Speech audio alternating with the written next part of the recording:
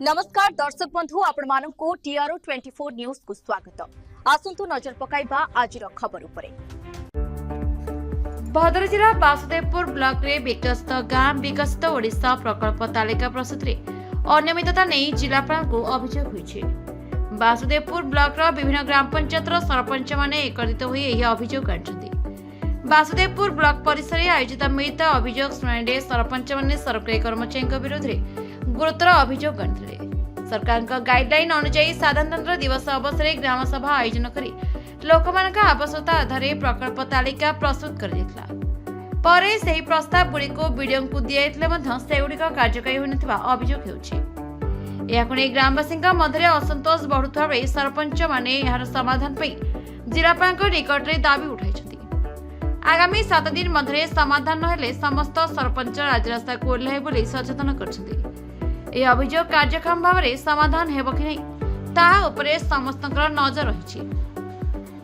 सरपंच सभापति श्रुतादित्य गिरी, चिंतामणि नायक, चंद्रकांत मल्लिक, सुभाष चंद्र संधिविग्रह, राजकिशोर साहू, गोरामचंद्र पंडा, बलराम गिरी, जयश्री पलाई, मानिनी जेना, कामदेव मल्लिक समेत विभिन्न ग्राम पंचायत सरपंच और जिला परिषद माने उपस्थित थे।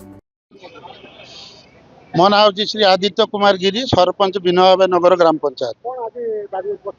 दाबी उपस्थापन माने बीजीपीओ जो प्रोजेक्ट सब प्रस्तुति करा जायछि से गुडाक माने आईनगत नुहे, संपूर्ण भाव आईन को उल्लंघन करुच्ची।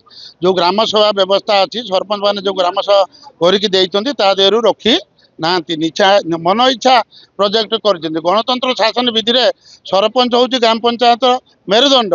1 नंबर मध्य रखा जाए ग्राम सभा, किंतु सरपंच माने ग्राम सभा कर किछि नाही। सेथिपई आमे ग्रीवांस देलु एवं जे 7 दिन भितर जदि ये परिवर्तन करा न जाई एज पर द गाइडलाइन सरकार नियम अनुसार जदि ग्राम सभा प्रकल्प मान निया न जाए संशोधन करा न जाए तेबे आमे बाजार परिक्रमा करिवु, विक्षोभ करिवु एवं एठी अनशन करिवु एवं आमरण अनशन रे मृत्यु पर्यंत आमे आगे जीवु। सेथिपई प्रशासन ही दायी रही। भद्रक से एक्साइट कादरी का report, the Republic Odisha 24 news.